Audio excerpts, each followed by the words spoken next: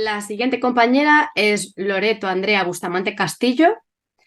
Loreto es mujer, madre y psicóloga chilena. Durante el último tiempo ha trabajado en espacios públicos y privados ejerciendo su profesión, notando que la sexualidad sigue siendo un tabú en estos contextos. Por lo mismo, se ha interesado por formarse como sexóloga y poder contribuir de alguna manera a la visibilización de la sexualidad y poder trabajar directamente en este área. Loreto nos va a presentar su trabajo, Necesidades y dificultades sexuales en un grupo de mujeres gestantes, una oportunidad de intervención desde la terapia sexual con perspectiva de género. Aprovecho para decir que Loreto ha estudiado el máster en terapia sexual y de pareja con perspectiva de género y ya sí doy paso a tu presentación. Y como le decía Ascensión, te voy marcando el tiempo, ¿vale? Perfecto, muchas gracias. Estoy Adelante, muy Loreto. contenta de compartir mi experiencia con ustedes. Ha sido una experiencia súper enriquecedora y me hace mucho sentido también estar hoy día escuchando Ascensión porque tiene mucho que ver lo que estamos conversando hoy, ¿sí? Bueno, de qué les voy a hablar? Primero, de eso, pues de necesidades y dificultades sexuales de mujeres en periodo de gestación. Ya yo trabajo actualmente en un hospital, ahora estoy en el hospital, y trabajo en un programa que se llama Chile Crece Contigo, ¿ya? Esta oferta de salud, si bien trabaja con mujeres gestantes, el foco está puesto en las niñeces, ¿sí? Entonces, si bien hay un acompañamiento de distintos profesionales, hay muchas necesidades de las mujeres que se dejan de lado. Y eso me llamó mucho la atención. Aproveché lo que estábamos aprendiendo en el máster y me metí a explorar la sexualidad de este grupo. Y a partir entonces de esta experiencia pude también tener esta oportunidad de generar intervenciones en terapia sexual. Los objetivos de mi trabajo, primero que nada, era conocer las necesidades de este grupo de mujeres específicos. Y también mis otros objetivos tenían que ver con visibilizar, con levantar la sexualidad de las mujeres en este periodo, con conocer los cambios que ellas estaban vivenciando, poder analizar las necesidades y dificultades con los recursos que hemos ido aprendiendo en el máster y poder generar intervenciones para dar respuesta a alguna de estas necesidades. De las participantes, les cuento, yo estuve trabajando con 20 personas, todas ellas se identificaban como mujeres y género. Las edades fluctuaban entre 19 y 42 años. El promedio de semanas de gestación era de 30,7 semanas, o sea, todas ya estaban pasando el segundo trimestre de gestación. De las 20 entrevistadas, solamente 5 tenían uno o más hijos vivos. 7 mujeres habían experimentado abortos espontáneos. Ninguna reportaba interrupción del embarazo voluntario. Pero bueno, no sé si ustedes saben que en Chile es un tema muy controversial, entonces todavía también esa información a lo mejor se oculta. Y todas las mujeres se mantenían en relaciones sexoafectivas, heterosexuales y monógamas. ¿Cómo lo hice? Les fui preguntando si tenían ganas de hablar de este tema, si querían participar y me fue muy bien. Hice las entrevistas en el hospital de manera presencial y duraban más o menos 50 minutos las entrevistas, algunas se extendieron un poquito más. Les voy a contar qué es lo que pregunté. Bueno, pregunté cómo era la sexualidad previa al periodo de gestación, revisando deseo, excitación y orgasmo. También cuáles habían sido los cambios en la sexualidad que ellas habían detectado, si estaban sintiéndose satisfechas o no, si sentían que había espacio para el erotismo, si habían sentido dificultades para experimentar alguno de estos procesos, si habían cambios en la frecuencia, si se había mantenido, disminuido, etcétera. Les pregunté también qué les hubiese gustado saber sobre la sexualidad durante este periodo, si sentían que era un tema olvidado, dejado de lado, y también pregunté si los profesionales de apoyo con los que contaban hablaban de este tema. Y ahora les quiero contar, bueno, salieron muchos resultados, fue muy potente, harta información, pero hoy día voy a compartir lo que más se repitió y lo que me llama harto la atención que quiero compartir. Bueno, lo primero es que era completamente tabú, ¿sí? Muchas me decían, por fin alguien me pregunta de esto. Entonces la necesidad de hablar estaba ahí potente y fue muy bueno tomarla. Más del 50% de las mujeres desconocía la respuesta sexual y sus fases, ¿sí? No había mucha claridad entre la nominación del deseo y la excitación. Más que nada, todas mencionaban líbido, pero de forma poco clara. Y me llamó mucho la atención que todas la entendían el deseo y la excitación como procesos que eran gatillados por otros, ¿sí? Como no esta sensación de autonomía. Y siempre pensando en una pareja, un hombre. Cuando yo les preguntaba estas preguntas que les mostré antes, todas partían sus respuestas desde una idea de sexualidad en pareja y la práctica coital. También, entonces me pude dar cuenta que había una visión muy patriarcal acá instalada. Y si bien me daban respuestas que tenían que ver con algo positivo, por supuesto que eso también generaba una limitación, ¿sí? Porque estaban pensando en la pareja, en lo heterosexual y lo coitocéntrico. En relación a los cambios, acá lo que más apareció, y la verdad es que lo vivían como con bastante pesar, eran los cambios corporales, la inflamación de las mamas, el ardor, el aumento del volumen abdominal, la pesadez en las piernas, las caderas anchas, estaban relacionados más que nada con el cansancio de mantener algunas posiciones en el coito y buscar algunas posiciones también, pero siempre en coito, que a veces no eran placenteras, ¿sí? Eran como para poder satisfacer las necesidades de sus parejas. También pude darme cuenta que esto mismo generaba una influencia en la autoestima sexual. Había esta idea de que estas manifestaciones corporales hacían que estos cuerpos ya no fueran estos cuerpos merecedores de placer, ¿sí? Como esta idea de que ciertos cuerpos sí, ciertos cuerpos no. Entonces ya no eran deseadas por la pareja. Solamente 3 entrevistadas tenían una percepción positiva, así como que se sentían bien con sus cambios, pero también más de un lugar como de ternura y asociado a una maternidad más idealizada que desde un lugar de sexualidad. Eh, con mucho pesar, muchas mencionaban eso, que las mujeres que ya no se sentían deseadas por su pareja. Y ojo, porque acá no era que las mujeres no sentían deseo, sino que lo postergaban porque sus parejas no las buscaban. Había una priorización del deseo sexual del hombre y ninguna mencionó ninguna alternativa para satisfacer su propio deseo sexual. Era como, si él no me busca, yo no hago nada. Entonces, ¿qué pasa con tu deseo? Y también aquellas mujeres que habían vivido experiencias de abortos tenían mucho miedo a tener interacción sexual o cualquier cosa que estuviera relacionada con la sexualidad. ¿Por qué? Porque no había información tan específica de qué podía ser potencialmente riesgoso. Entonces, la sexualidad estaba asociada muy potentemente a ser como un factor de riesgo, asociada a peligro en vez de placer. En relación a la satisfacción sexual, una entrevistada menciona no sentirse satisfecha con su sexualidad, pero me llamó la atención y lo puse porque ella me dijo, no me agrada la penetración, y lo decía como si fuera un defecto, lo encontraba como una rareza en ella.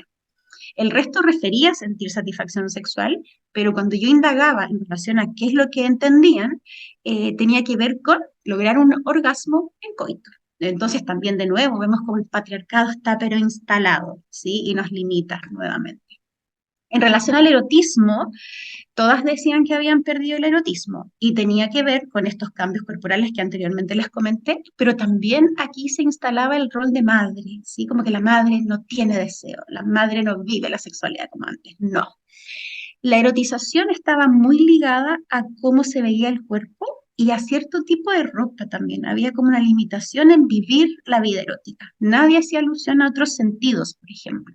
Y el peso del contexto social era muy potente. Como este cuerpo pierde la intimidad, el cuerpo pasa a ser mirado por otros, tocado por otros y se cambia la identidad de ese cuerpo. Como decía Ascensión, como que era, muchas mujeres me decían, yo soy como el recipiente de un bebé nada más, dejé de ser una mujer.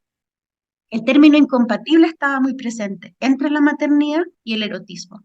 Y por supuesto, esta creencia patriarcal interfería en la posibilidad de contactar entonces con la vida erótica. 5 mujeres respondieron que estos cambios corporales a veces hacían que se interrumpiera la excitación, ¿sí? Porque había que moverse y todo, entonces se cortaba un poco el flujo. En relación a la frecuencia, solamente 2 mujeres mencionaron que estaban igual de activas que antes de la gestación, una que aumentó y el resto que había disminuido su frecuencia de relaciones sexuales o incluso que se había detenido por completo. La sexualidad individual aquí era mucho menos valorada. Las prácticas de autoestimulación en aquellas que las mencionaron habían disminuido y por lo mismo, porque este cuerpo no es un cuerpo deseable. Era muy marcado eso en las respuestas que yo pude levantar. Había una menor importancia en la sexualidad individual y era como menos tomada en cuenta. En relación a la información que les hubiese gustado saber antes de estar embarazada, por supuesto que salió de los cambios corporales y también cómo manejar los mensajes que el entorno expresa sobre el cuerpo de las mujeres. Muchas también mencionan esto de cómo quería saber cómo iba a reaccionar mi pareja. Les hubiese gustado saber cómo las percepciones de sus parejas y cómo poder reaccionar frente a esto, cómo actuar frente a esto. Esto me llamó mucho la atención. Y también, no solamente las mujeres que tuvieron experiencias de aborto, sino que muchas que también sentían cierto temor en relación a eso, decían que era importante saber información, pero certera, ¿sí? No como estos mitos que de repente están dando vuelta.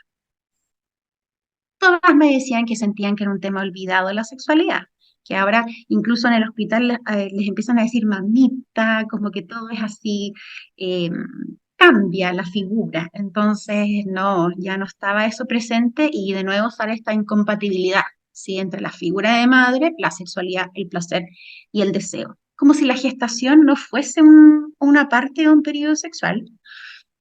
Y todas mencionaron que, bueno, el acompañamiento aquí también hay matronas, ginecólogos, psicólogos, etcétera, pero hasta esta instancia el tema de la sexualidad no se había tocado, salvo para hacer recomendaciones cuando se tiene que suspender la actividad sexual. Y eso también fue muy llamativo para mí. Entonces, después de esta información y otras cosas también que salieron, pude levantar bastantes necesidades, ¿sí? Necesidad de información sobre sexualidad, sobre anatomía, respuesta sexual, las distintas fases, los cambios también. La necesidad de recibir previamente una educación sexual con perspectiva de género, que nos permita levantar el aspecto individual, ir más allá de la genitalidad y el coito. La necesidad de incluir a las parejas también en el acompañamiento, y yo creo que acá es súper importante cómo la sexología puede aportar y generar intervenciones que hagan que la sexualidad sea placentera durante la gestación. Poder conectar con el cuerpo y expandir la vida erótica, ¿sí? Como agregar los estímulos que están presentes en la vida erótica. Hablar de los miedos. Hay muchos miedos y ansiedades, sobre todo en las personas que han tenido experiencias de abortos, y es súper importante, creo yo, como poder levantar los derechos sexuales y reproductivos y tener el derecho a la información. Y tener una buena comunicación también profesional, es lo que comentaba en otra presentación. Cuando nosotros decidimos preguntar por la vida sexual durante estos periodos, como poner el tema en la mesa, ¿sí? Ser receptivos también. Otra necesidad que creo que es muy importante, no solo en este periodo, es poder criticar y reflexionar sobre las ideas patriarcales que recaen sobre la gestación y sobre la maternidad, ¿sí? Porque claramente limita esta vivencia.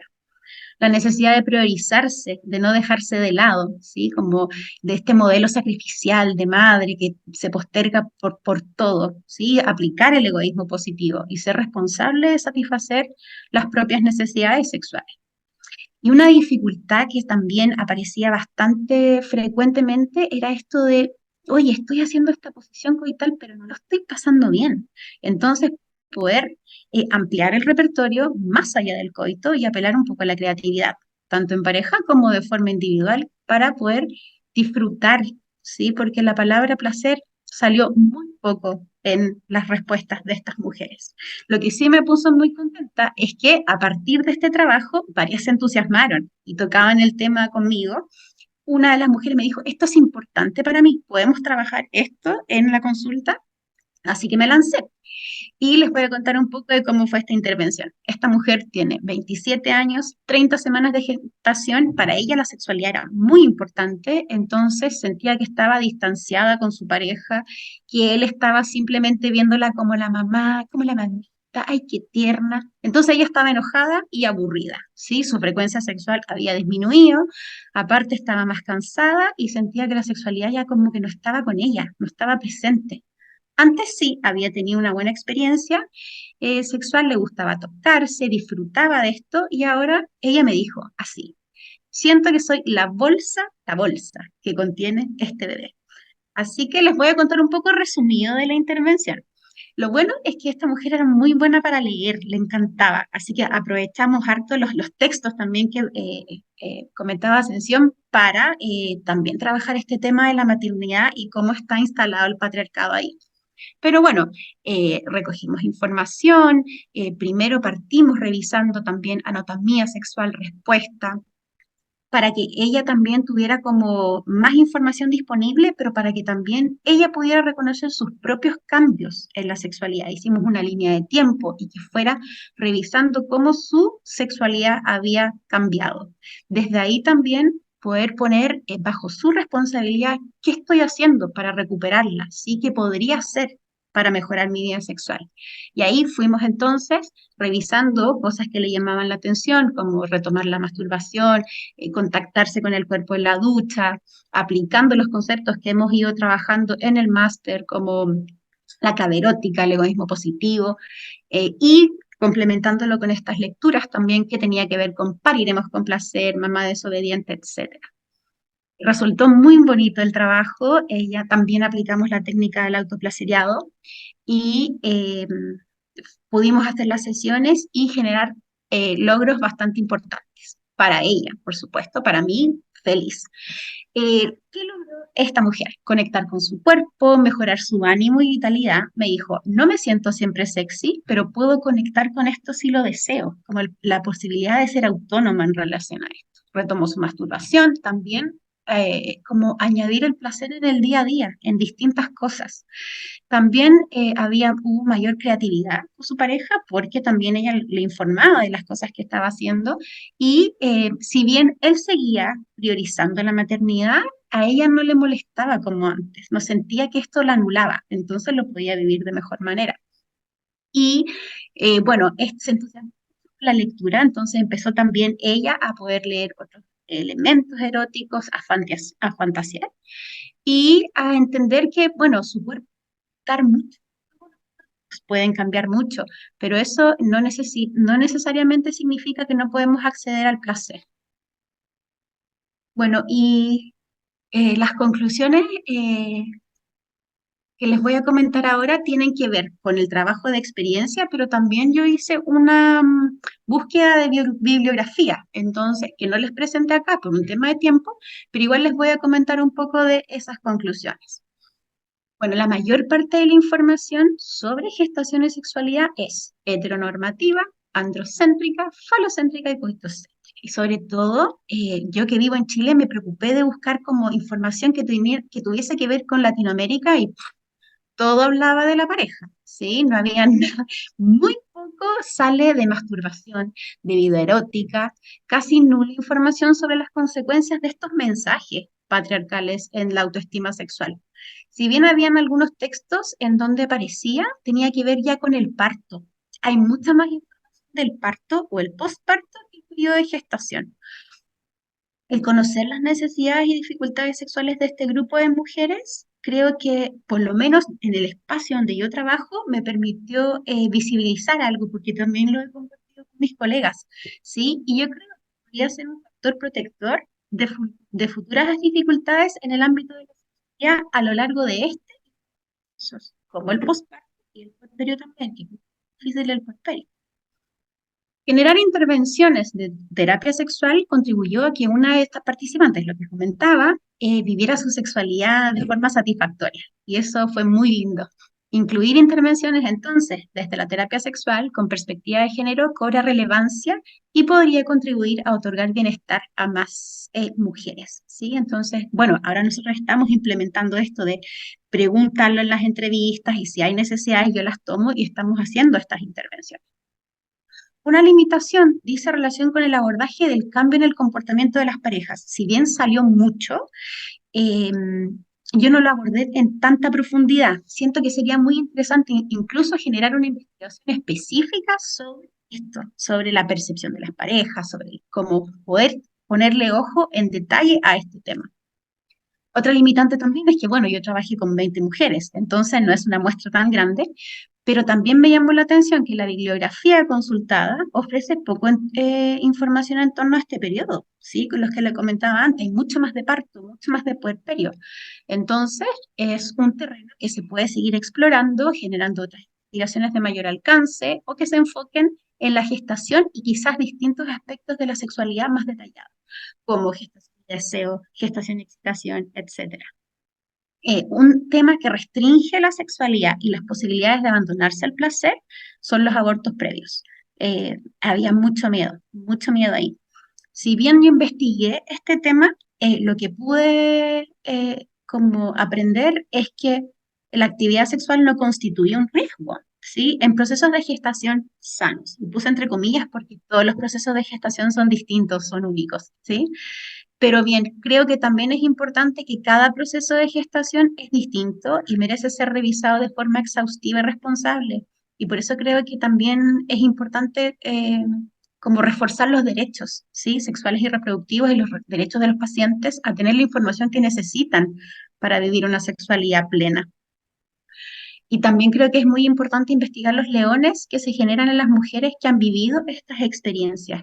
Como a veces se tiende a minimizar, a decir no es para tanto y queda como esto en la nebulosa. Entonces, no, pues, es importante poder entregarles la información, acompañar estos procesos y como decía Ascensión, no olvidar que este proceso es un proceso sexual, ¿sí? Y que las mujeres antes de estar gestando, o sea, uno no deja de ser mujer, uno no deja de tener sexualidad. Así que bueno, esa es mi presentación y ojalá les haya gustado.